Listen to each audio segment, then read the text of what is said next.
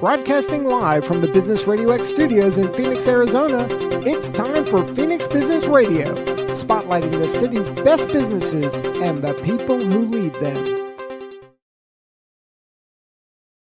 Welcome to Phoenix Business Radio, broadcasting live from the Max 6 Entrepreneurial Center right here in Tempe, Arizona, where we help build businesses and connect you with the right people. And I don't think there's been a time that statement has been more true than today, as we welcome a couple of folks who are leading the team at Venture Employer Solutions, who have landed right here in Chandler, Arizona, with some big plans to help make a difference on behalf of business owners and bring some great work into our state. So please help me welcome Walter Sabrin, who is the Chief Talent Officer. Hello, sir. Hello, Karen. So glad to have you here. So great to be here. Thank you very much. And with you, we have Brandon Caltabiano. How'd I do? You did great. Yay! I hope so. Business consultant and hails from Arizona. I remember us talking briefly when I had a chance to go see your beautiful facility. You've been here, I think you said you were born here. Am I right? Wasn't born here, but been here long enough. Long enough to claim Arizona as your state. Yep. So good. And Walter, I know that you are in Florida, but obviously traveling a lot with the company. Yeah, originally from New York, which, of course, you and your listeners are going to be able to tell. I can't hide it. Living in South Florida now, but you could probably call me an adopted Arizonian. Certainly a Chandler semi-resident, being that, I'm here all the time and I love Chandler. Yeah. Tell us about Venture Employer Solutions. Just kind of give us the backstory. And then I'd love to hear in that, why Chandler? Why Arizona? So both of you can kind of play off of each other, but who'd like to start for us? Want me to start? Yeah, go ahead. Yeah. So thanks, Karen. Thanks for asking. Venture Employer Solutions. We are an HR outsourcing company. Basically, we help companies with anything and everything to do with HR, compliance, finances, recruiting, hiring, things like that. If there's a company out there making a widget, we feel that they should focus on making those widgets the best possible way that they can. And we can help them with all the other administrative rigmarole that just takes you away from making the best possible product, dealing with your clients in the best, manner. We were founded in 2004, so we're not a startup. And boy, why did we pick Chandler? Chandler just seems to be such a great commercial corridor, but on top of that, a great place for our employees to live. So we started in Chandler about a year ago, believe it or not, on Price Road, and I forget the exact address, but about a mile away from where we are now, and we outgrew it in like 6 months. We even did construction in the place, and we just kept growing and growing and growing. So now we opened up a 150,000 square foot facility at 1475 South Price Road in Chandler, and it's the greatest, biggest, best office. But we couldn't be happier with Chandler, the community, our employees, for sure. I had the pleasure of coming to take a tour and got to connect with both of you when I was there. And truly, it is a state-of-the-art facility, absolutely beautiful and massively huge. But the intention behind that is to grow, right? And have people in-house working. So speak to that a little bit. We're out of the pandemic. And we are coming back to work, most of us. How does that fit in with what you offer clients? This is a work in place for most of your employers, correct? Yeah, Brandon, why don't you, how we help and it's funny, in the car coming here, Brandon and I were just speaking about pre and post pandemic. So yeah, go for it. Yeah, absolutely. So we already talked about the office being our global headquarters right here in the Valley, and getting an opportunity to come back to a workspace has been unbelievable, honestly, to have that, collaboration and cohesion with your coworkers, and, really getting to feel the culture of the organization more, right? It's so hard to really have a culture permeate through the ranks from top down when you're not meeting day to day and really, interfacing with people, right? And I think the office here especially has been a great way to do that. Perfect example. Next week, we've got, some of our culture pieces. We've got our our week where we're going to be celebrating Halloween and doing all the different, in office activities, Spirit Week, so to speak. So, getting involved with that and just having a place to come and kind of share your experiences with other people again is nice after COVID, because it got very isolating in that time for a lot of people. So Yeah, it felt a little bit like a campus to me when I was there, because it just has this youthful and very experienced feeling about it. And everybody loved being there. Your kitchen is incredible, or I think there's a special name for the kitchen. The Vinny. The Vinny. You'll have to tell us about that in a bit. So the cafeteria looks more like a beautiful gourmet kitchen that would be, with a TV set and just a great space. So I love that you spoke to what it feels like and why it's so important to be back culture-wise in the same spot. Yeah, and if I just to tag on to what Brandon said, we are proudly an in-office company. And Brandon's right. We missed being with each other, and Zoom and Teams are fantastic supplements if you can't be together all the time, which of course life gets in the way sometimes. But we feel that the collaboration, our effectiveness has grown tremendously since we are all back in the office. And luckily our CEO has built like a campus feel to our company, to the offices that we have. So we don't mind. We like going into the office and seeing each other. Do you like seeing me, Brandon? Sometimes, right. But we like seeing each other, working together. And yeah, we feel that, being together is a big advantage. And when you are there as resources and teammates locking arm with businesses who aren't housed, right? You're here to serve other businesses. How great is it they can feel like you're really a part of who they are cohesively, because they know how tightly you all work and weave together. That's a great point. We have folks like Brandon who are not just an employee, but residents of the community. They go to the churches, they play golf, their kids are playing soccer in the area. So we're really lucky to have, great local teams we're around the country, Karen. We have like 55 offices. We have over 5,000 employees just in the United States. So if we have a client in Atlanta or New York or Chicago, we have local representation helping our clients. Fantastic. I'd love, given that you just mentioned, Brandon, being here and living and working in the community, would you each speak to your respective roles? What are you doing? How do you show up for Venture and the clients you serve? And then also, how did you land there? So Brandon, would you start first? You've been in Arizona for, I think, did you go to ASU? Am I right? I did. Yeah. Yes. And I've been here 30 years. So, Yeah. Basically my entire life. And I'm a business consultant with Venture. And, I have the privilege of sitting down and meeting with business owners and C-suite executives every single day, and just getting to have a conversation with them about their business, right? And what better to do that than locally, right? They can come right into our office and sit down and shake hands and have those types of conversations where we can really get deep into the weeds about, what's working, what are their goals, what are their aspirations, because, as Walter alluded to at the beginning, there's so many pieces that go into operating a business for all members of the team, but especially for the C-suite. And they didn't get into business to do compliance, to do HR, to do payroll. They don't want to be doing that. They want to be focusing on their business and what really got them there in the first place. So learning about them, getting to understand what they love and their passion is a great privilege of mine, and being able to find solutions that might help them achieve those goals is what I do. And how long have you been with Venture? It's been a bit. Just under 2 years. That's good. Relatively new. But and what drew you to Venture? Yeah, the culture, honestly.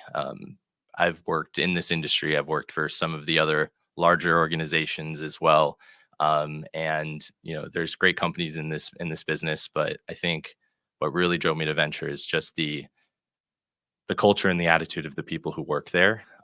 It's a very different and unique environment where truly from the top down, whether you're Walter or you're in my position, everyone feels like they share a common goal to really drive the business forward, and they have the ability to do so, right, in whatever way makes sense for them, within their role, right? So that was what really drove me to venture. I remember when you and I were chatting briefly when I was there visiting. I think it's been a little over a month ago.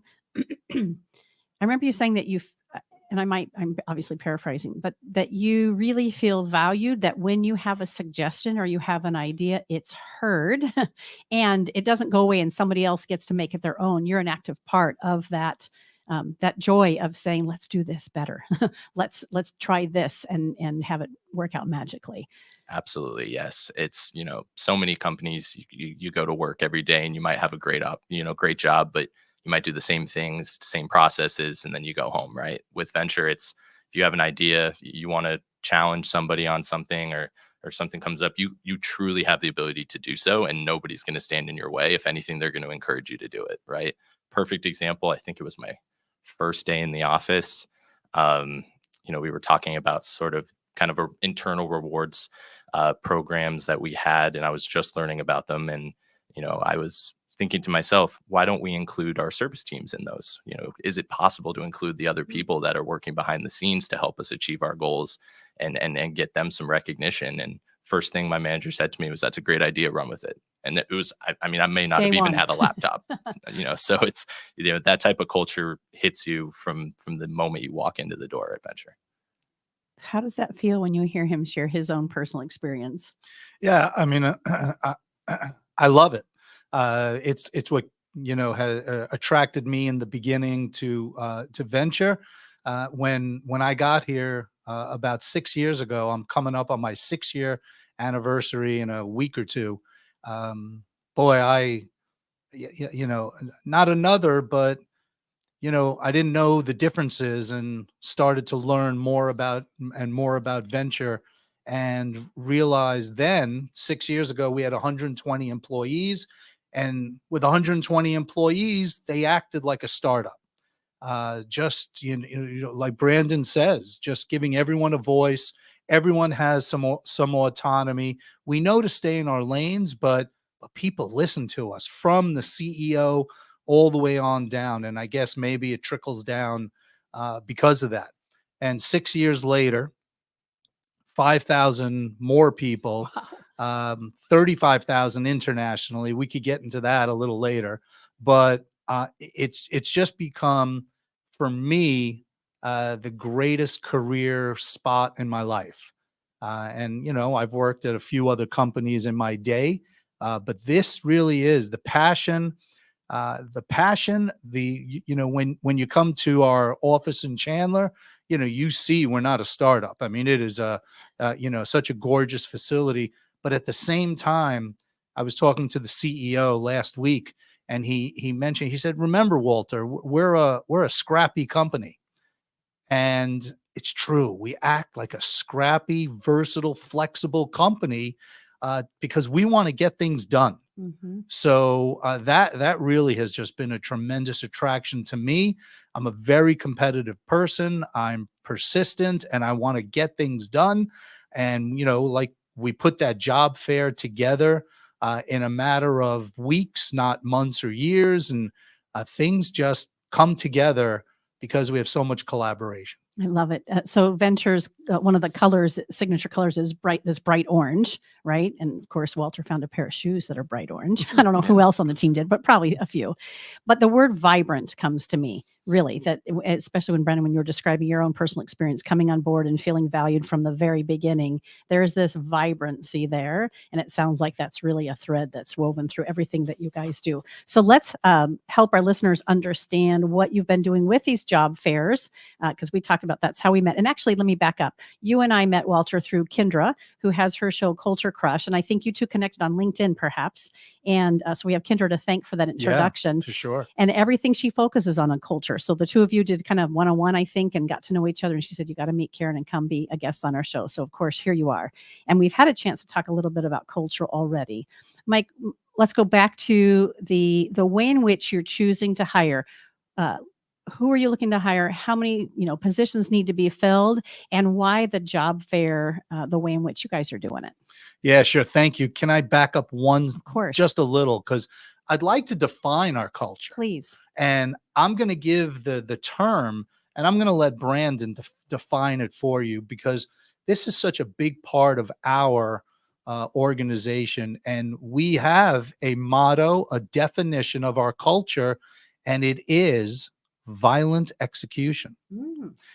I know it sounds scary, but I promise no one's gotten hurt at all in any of our team meetings. But violent execution is who we are, and we're really proud of it. Brandon, you want to throw out the I've heard Brandon give on tours of our facility and we have a violent execution room. I saw it. Yeah.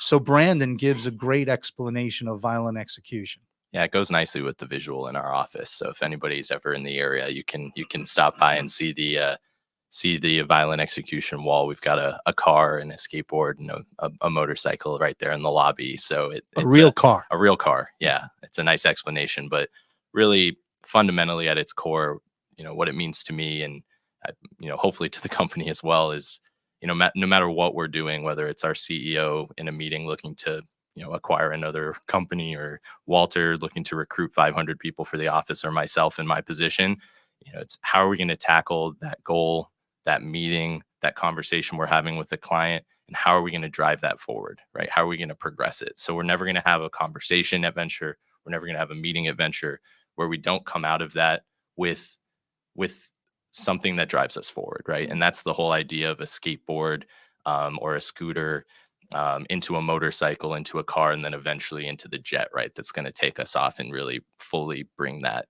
whatever it is that we're working on to life. So and it comes up, it really does. It's really deeply embedded in our culture. It'll even come up in a meeting where it's like, hey guys, we got to move this forward. How are we going to get out of this meeting as more than a skateboard, right? So. Now, Brandon told me not to curse, so I'm going to keep it clean, but we get stuff done. Yep. We really do. And it's really exciting when someone just throws out an idea and a week later you're looking at a product, you're looking at a new service that we have for our clients. And Brandon's right. It may be in a skateboard form. It's not it's end all but really exciting. Getting off go. Yeah. And going fast and hard. Speed of implementation is really what you're talking about here, right? There's no rest. Let's go.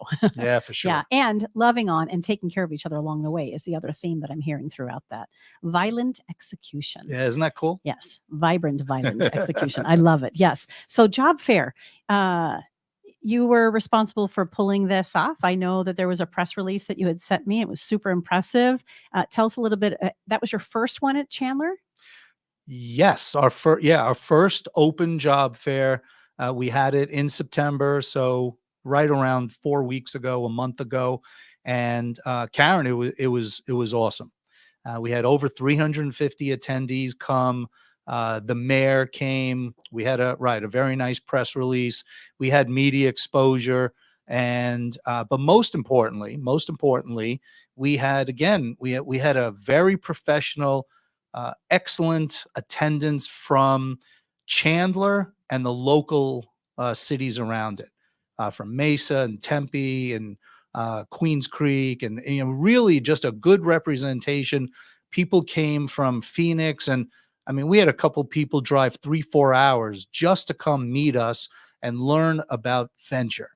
So as I mentioned earlier, we opened up this big, nice office, and right now we probably have right around 300 employees working there today. Mm-hmm. They go in every day and they work from the Chandler facility, and the office can hold a little north of 800. Wow. Yeah. So we have our work to do. So we have around 450 to 500 openings, chairs, seats, offices ready to be habitated by. Is habitated a word? It is now. It is a word. It is? Okay. It is? All right. Thanks. Well, he went to Arizona State. So he would know. Right, exactly.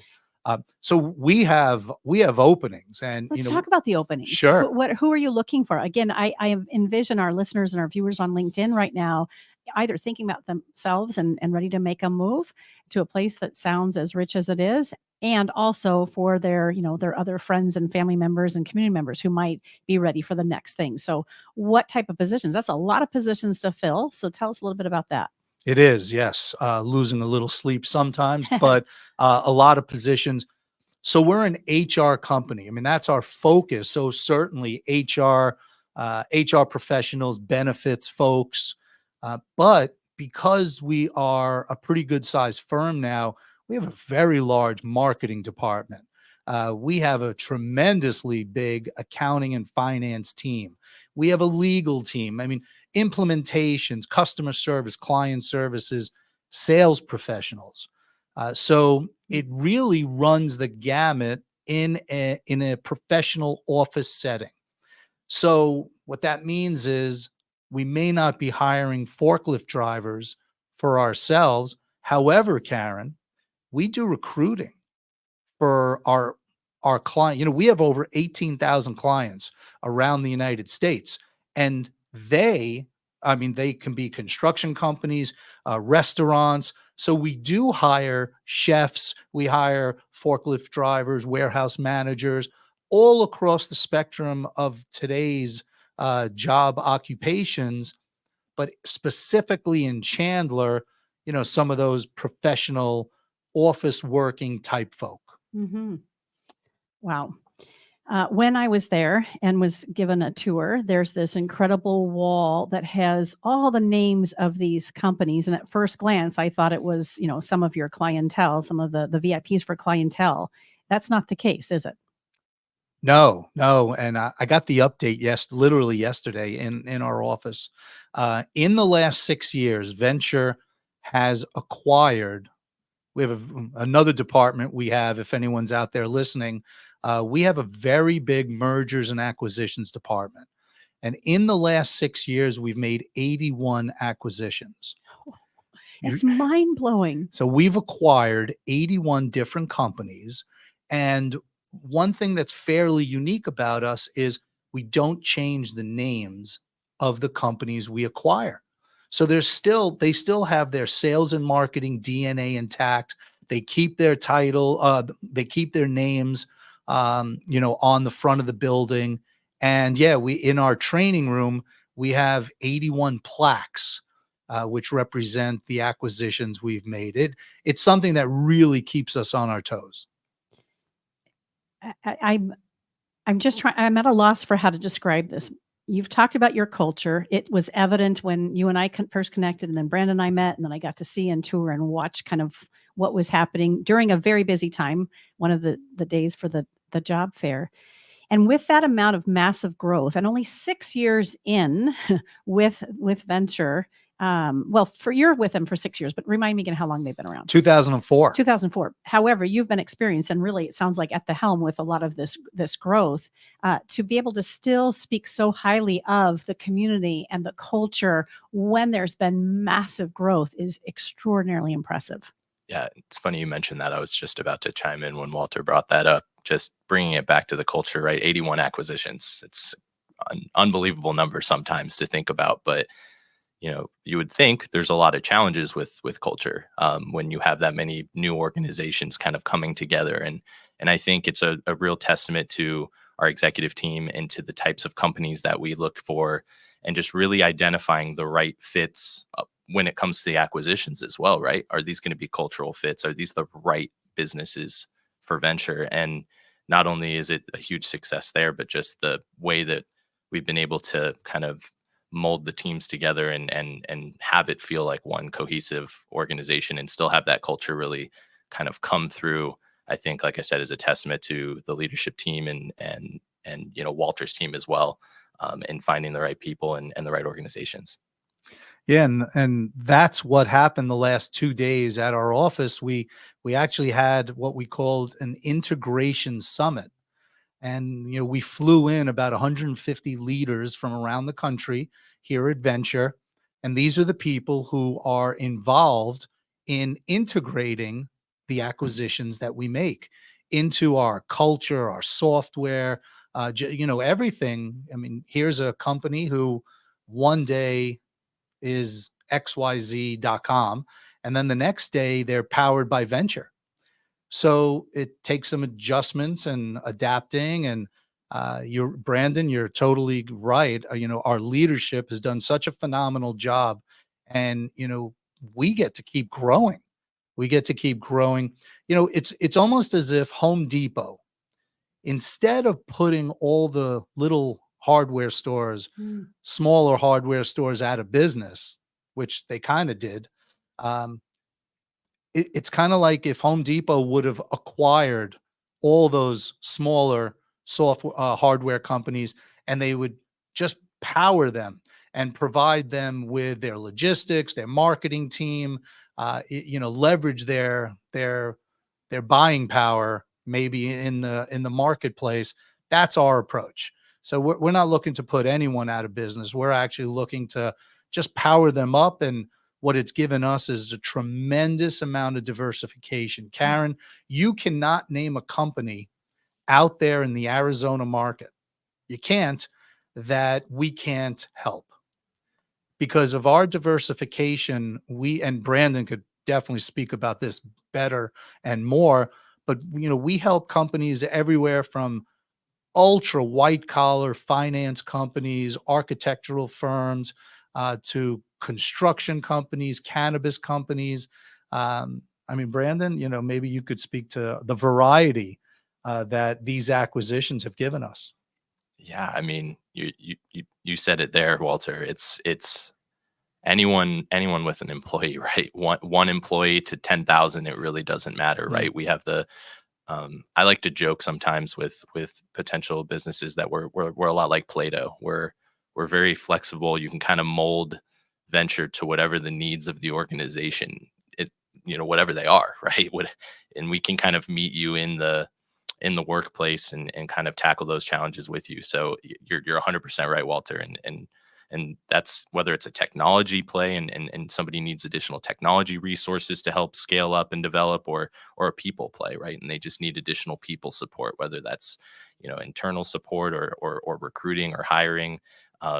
We have the ability to kind of be that support system for them. So Play-Doh, I like that. Yeah, great metaphor. Again, speaking to the growth and how quickly that growth has been taking place, how do you continue to stay customer centric? I mean, we talked a little bit about it, but is there any, not that you're going to tell us any trade secrets, but how does that happen for you? Do your clients and customers feel like they're valued members of the team, and how are you forward facing so they can do what they need to do? How does that magic happen? Well, Karen, it really starts with our leadership. We have what I think is the greatest leadership ever assembled. It's almost like the Avengers of PEO. And a PEO is a professional employee organization. That's how we're labeled, I guess, in our SIC codes. We consider ourselves an HR technology company, but our leadership, from our president, our CEO, our head of operations, our chief sales officer, Phil Urso, we make sure that the client is the number one lane that we need to, stay on. We receive all the time updates on our client retention, our client happiness. We send out surveys all the time. It all starts and stops with the client for sure. And look, hiring client facing people like Brandon is everything. And then even after, Brandon works things out, shakes hands, we have a phenomenal client services team.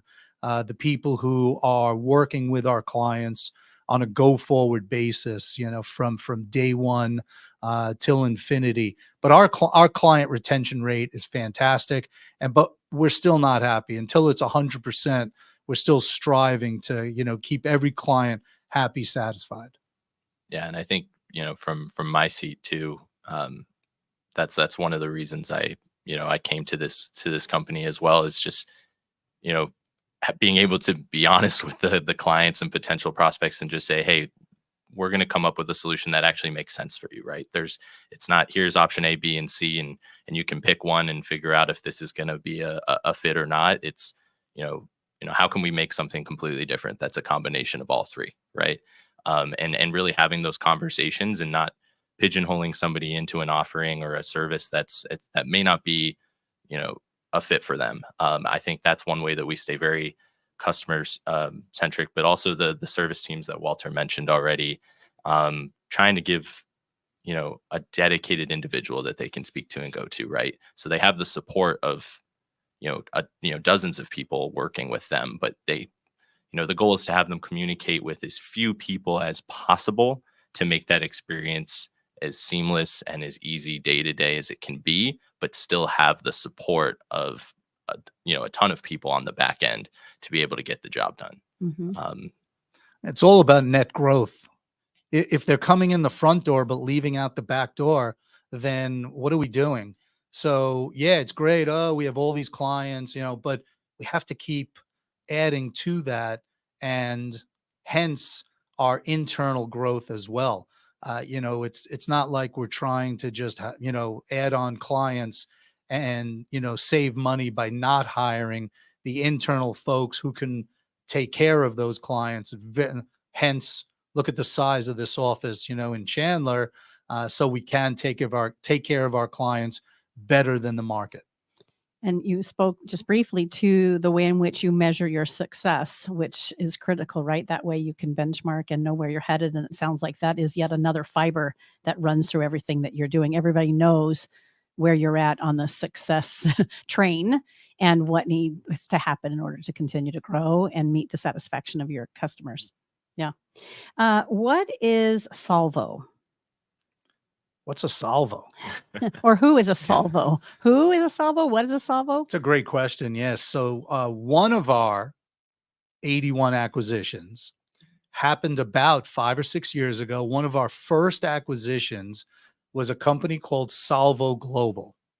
And Solvo Global is an international staffing firm, Karen, where we hire workers in different countries, mostly near what we call nearshore, because they're the same time zone. They're Central Standard Time or Pacific or East Coast, like Colombia, Argentina, Mexico, the Dominican Republic. So we hire employees who work for us.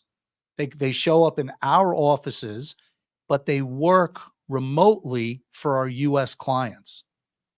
Karen, it started in a crazy way. It really started for us.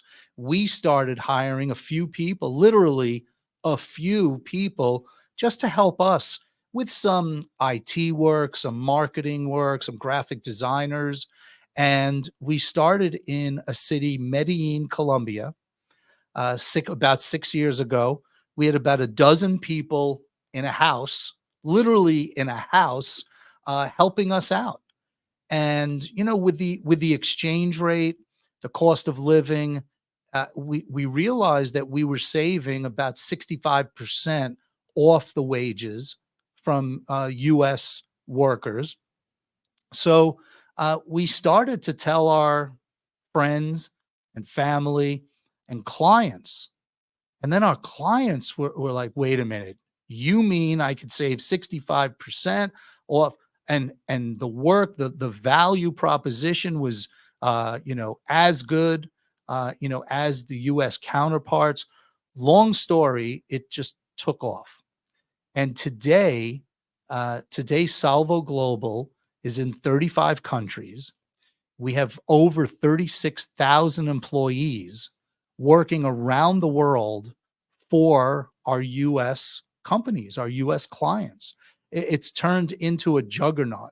Now, this is not a new, people have been outsourcing to India and the Philippines back in the day.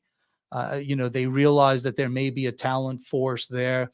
And what I would say, this is kind of version 2.0, where the language, they speak Spanish, by the way, in most of the countries that we're in. They speak Spanish and English. So they have an accent, but they speak very good English. Spanish is a bonus in the United States in many, many areas. And we could find people who even speak different languages. A few weeks ago, they asked us to find someone who spoke Mandarin. So we did. We were successful.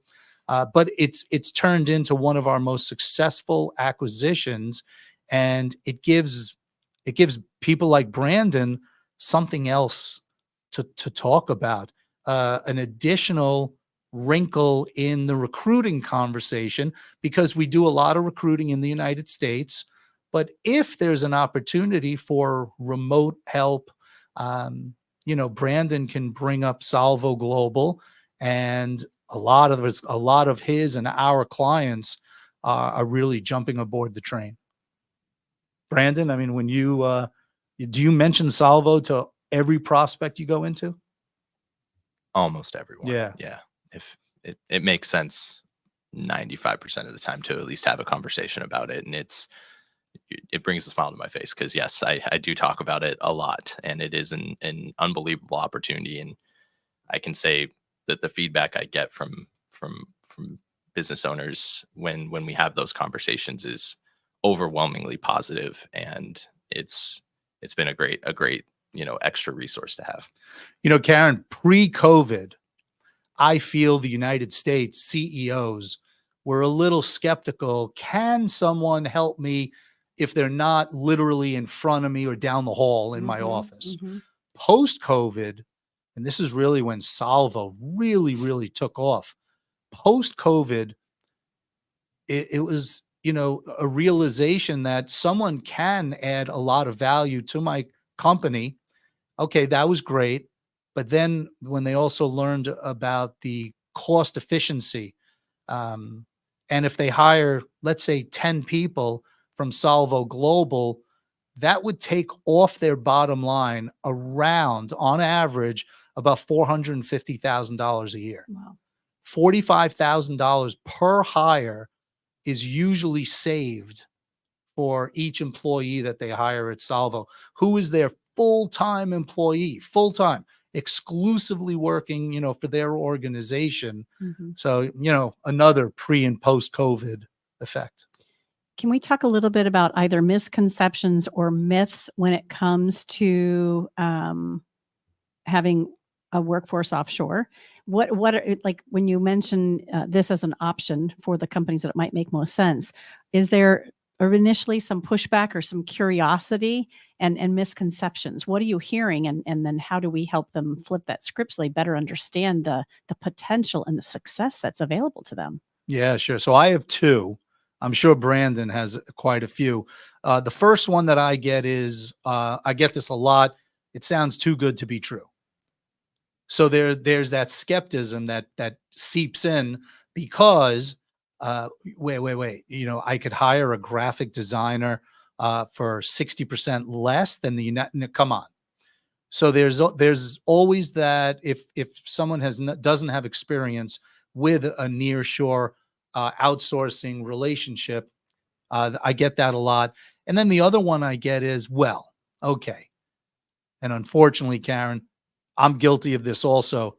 Before I saw firsthand, there's no way that someone from another country can do as good a job as an American down the street, in my office, down the block, a different city, different state. There's no way that they could be just as good.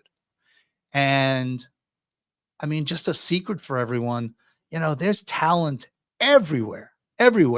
And yes, I like to think of America maybe as the greatest country in the world. However, there's a lot of smart people around. And a work ethic. Yeah. Oh, well, yeah. That's a whole nother conversation. Yeah. Absolutely. Work ethic and not taking things for granted, kind of a feeling. But once they try Salvo out and they see the talent level, they do see that it's real. And a lot of times companies start with us with just 2 or 3, and then they grow to 30 to 40. Wow. What a difference when you talk about the bottom line specifically, right. let alone quality and the output that they're getting. What do you hear in the market? I mean, when you're out in front of a prospect, and what do they, when they look at you a little sideways and say, what, a a different country? Why would I do that? How does that work? Yeah, you really did hit the two big ones, I would say. The other one might be the skepticism that you can find a person for their position Mm. would be the one, right? Because for us, we truly believe in most cases that if it can be done remotely, we can find a person for it, Mhm. right? And that means accountants, that means hospital administration jobs, areas that may have some compliance and some regulation. We can still find people and still maintain those the different levels of compliance needed in those positions, and we can fill those. And there's definitely some skepticism around that, like, how am I going to find somebody who's going to be able to be a genuine staff accountant and manage all of my my books and my numbers for my organization that I'm going to be able to trust, right? That's a tough one that I run into all the time. And it really just comes down to really showing them, right, proof of concept, finding that person and letting them meet them and get a feel for who that person is. And it almost always gets immediately resolved like that. So Mhm. That's a good point. Show us a job description and we'll show you if we can find someone. And if we can't, we can't. But yeah, boy, 99% of the time, from payroll professionals to collections, to very interesting and complicated accounting and finance roles, customer service, inside sales. Again, we're making the introduction. So I'm not a payroll professional, but I could find one. So, when we hear it, we just ask, hey, just show us if you could just provide us a job description. And then what we do, Karen, is we'll introduce them to a payroll professional in a different country, with a video so they can hear and see and listen. And then we'll arrange an interview. And then if they don't want to hire that person, no harm, no foul. We work on a contingent basis. So there's literally no risk to our prospects into, how they want to become a client. And the time it takes to recruit and find and weed through those that might not be the best candidates take up so much time for employers. And to go back to one of the very first things that you said, Walter, Venture is there and Salvo is there to give people an opportunity to focus on what they do best, and the clients and the widgets they're pushing out. Let you guys handle all the other moving parts because you're the experts at it. Yeah, it's sometimes I wish I could charge the same amount of money for a solver. That's what we call our Salvo Of course, I employees, a love it. solver. Yeah. And we could go SOULVER because they solve things with their soul, or we could go SOLVER because they're solvers, I love it. solve problems. But I wish I could charge the same amount of money sometimes, because as Americans, I do the same thing. If I go into a car dealership and, one car is more expensive, I just assume that car is better than the car that is less expensive. And, at Salvo, it's not necessarily the case. Many times the value is the same or better with an international employee. Mm-hmm. Is there I don't know really how to word this question, but I think it's a good one to ask. When you begin to speak to business owners and companies who could use your services, is there an area that most people come and say, we need help here? And that's really why they came to you. And then after that, when we use the metaphor with the scooter and the the bicycle and the car and all those sorts of things, I would imagine it expands then to the other services, right? I'm kind of thinking of an accordion, right? We can come in and we can say, like, I'm here for X. And then you, as the consultant, can say, yes, we are a great fit for that. And by the way, when you're ready, these are all the other areas and pockets that we can help you with. Is that how the kind of conversation goes with a lot of businesses? And is there a specific area that you find most people know Venture for to start with? Well, yeah, that's a great, wow. Where'd you get that question from? Was that you? No. Yeah. Wow. That's a Out good of my one. own little brain. Karen, that's a solid question. So our consultants, and we don't call them salespeople. I mean, they are business consultants. A guy like Brandon walks in your door. Typically, you're right, Karen, the business owner knows what's the glaring issue. Yeah. There's a huge problem. But then Brandon goes in and does what we call a diagnostic. Oh. And I'll let Brandon take it from here. But that diagnostic uncovers a lot of what you're speaking about, Karen. Sometimes things that are under the layer of the glaring issue. So I might think it's X, but you do this diagnostic and you're going to help me see like, okay, yes, that needs to be fixed and enhanced. However, it's over here that you haven't seen speak to that. I love it. Yeah. How detailed is that diagnostic? Incredibly detailed. Yes. We try to, we don't want to take up, too much time, with business owners, but I would say we love to spend at least 60 minutes to 90 minutes in that conversation and really have a deep dive into everything, right? Into the processes, the technologies, the people who do you employ right now, and understand what's, what might be broken, what inefficiencies there are. And what's working too. That's equally as important as to understand what's working, because I think the most important thing to emphasize, and another reason why, I love being in this seat at Venture, is that I'm not going to tell you to fix what's not broken. And so it's very important for me to find and understand what works and what to be working well, so that we don't emphasize or focus on that, right? Because we can do so many things that if we spend too much time focusing on basic payroll needs where it's really buttoned up and you have a great team for it, there's, it's not a good use of anybody's time to do that. And it's not a good experience for anybody either. So that's where that true consultant comes in, to have that conversation and to learn about the specific areas of need. And if we uncover some, because we have these conversations all the time that the business owner didn't know that they had, I'll tell you that happens pretty much every single time. So, Helping them find those blind spots. yes. I can guarantee you that if you sit down with Brandon, he will together uncover some things that you may not have realized. And there's no charge for this consultation. It's, to me, a no-brainer to just have a talk, have a conversation. And it doesn't need to be 60 to 90. It could be 30. But Brandon's so good at this now that, every company's different. Every company operates different. There's different nuances, but a lot of the same people are making a lot of the same mistakes. Mm-hmm. So, Brandon tends to hear and see those yellow or red flags, and, he notices them, brings them up, in a conversation, and then you could talk it through. Impressive. My mind goes to like EOS consultants and some of these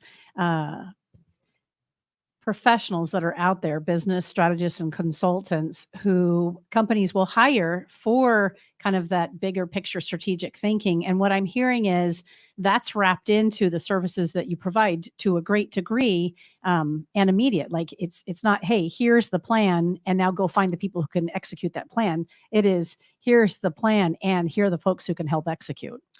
Yeah, absolutely. But the greatest thing about Brandon and his team is that no two companies are treated the same.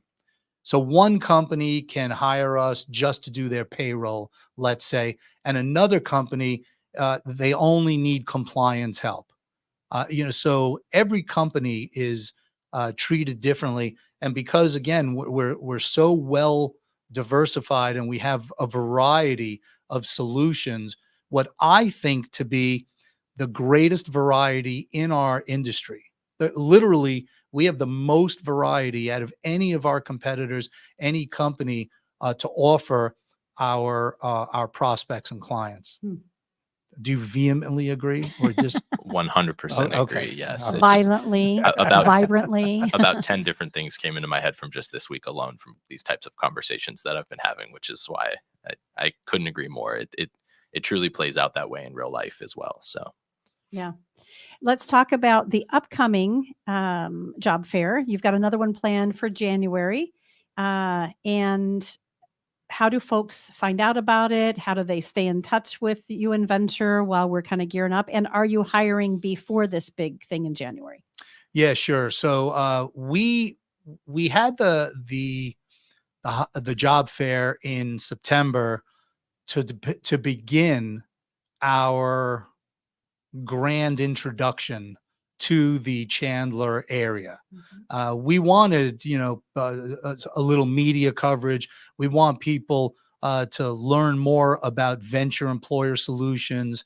And in January, similar, we're going to continue. We're probably, Karen, going to have about 3 or 4 job fairs per year.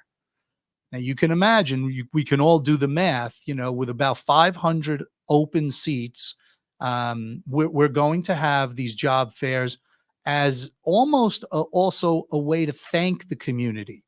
In the last job fair, we provided, we had some gifts for the attendees, but what we also gave were free headshots, for pictures for your LinkedIn profile or any social media.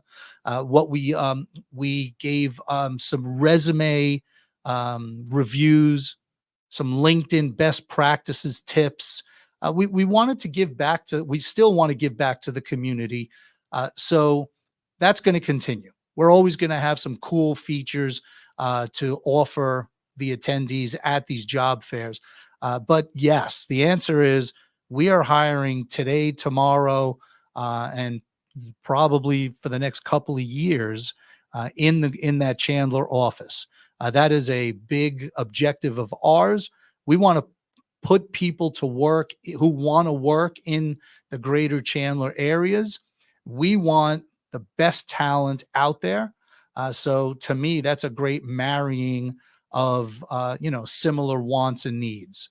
But yeah, we're going to have it in January. You can always find information about our company at venture.com. And that's VENSURE, because we're sure about something. I don't know. Sounds like just about we should come up everything. with a good tagline, right? Yeah. But that's venture.com. My name is Walter Sabrin, and I'm on LinkedIn. And I'm going to say this because I believe it's true, Brandon. I believe, Karen, I'm the only Walter Sabrin in the world. What? So I'm going to let your listenership challenge me on that, because I know I'm the only Walter Sabrin on LinkedIn. I believe I'm the only Walter Sabrin on Facebook. So I'm throwing it out there Challenge. that I'm easy to find, at least, because Walter Sabrin. So yeah, look me up, connect with me on LinkedIn. I would love to connect to any of your listeners, whether they are a business or a person looking for work. If you're a business, I'll probably hand them over to Brandon, but you could certainly reach out to Brandon directly also. And Brandon, how do we get a hold of and stay with you? Yeah, I was gonna joke, Walter. If you're the only Walter Sabrin in the world, I'm not even the only Brandon Caltabiano in the Valley. Is that There's true? a much more famous one on the news. Really? Yeah, who I get mistaken for a lot. So that was a fun fact. I'm sure he's much more famous than I am, since he's on the local news. Caltabiano is a fairly common name.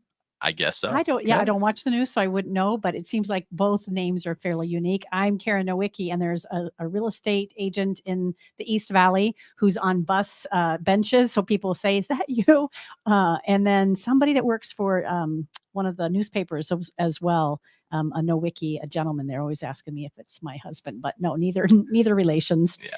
And I always thought it was not Karen, but Nowicki's a fairly uncommon name. Because you look like Brandon. You could be on the sports desk at a local news station. Sure. Sports tonight. Yeah. No, I maybe in another life, but yeah, there's definitely someone out there right now with my name doing that job. So, but the only Walter Sabrin, that's pretty impressive. Yes. All right, and certainly on LinkedIn. Well, it has certainly been a pleasure to connect with you guys. Can we just give Brandon's information? Yes, please. Yes, I'm also active on LinkedIn, so you can find me there, Brandon Caltabiano. You can email me to brandon.caltabiano@venture.com. You can come down to the office. We can set up some time. I can give you a tour of the space. It's one of my favorite things to do. So very good. Appreciate that. And for our listeners and viewers who maybe have not utilized LinkedIn to get connected with folks, you're missing out. We're an example of how beautifully that happens. And many of our guests end up coming to us through some sort of a connection or reach out through LinkedIn. And you can always search Venture, VENSURE, on LinkedIn and go to people. And then you can find Walter and Brandon there as well. So again, I thank you for making time for us this morning. I know you're catching a flight later tonight. And when you're going to be back again before January, or is this the last stop before you're back here again in January? No, I'm back in 2 weeks, Karen. Okay. So yeah, just to, again, I love the area. And surprisingly good pizza. Oh. Which I was not expecting coming from New York. I was just going to say, No, that's pretty amazing. I've actually hit a few good pizza places here specifically in Chandler. So I'll always come back for good pizza. You're going to have to share those with I me. was just going to say, I'm pretty impressed. I thought you were going to say taco joints or some of our great little gastro pubs, but it's great to hear that our New Yorker loves our Arizona pizza. Well, thank you again for joining us. It's been a pleasure to get to know you, and I'm sure that our listeners and viewers are walking away with a lot of information and will be reaching out. You've been listening to Phoenix Business Radio, broadcasting live from the Max 6 Entrepreneur Center right here in Tempe, Arizona. Some media leans left and some lean right, and we lean business. Until next time, I'm Karen Nowicki. Thanks for listening.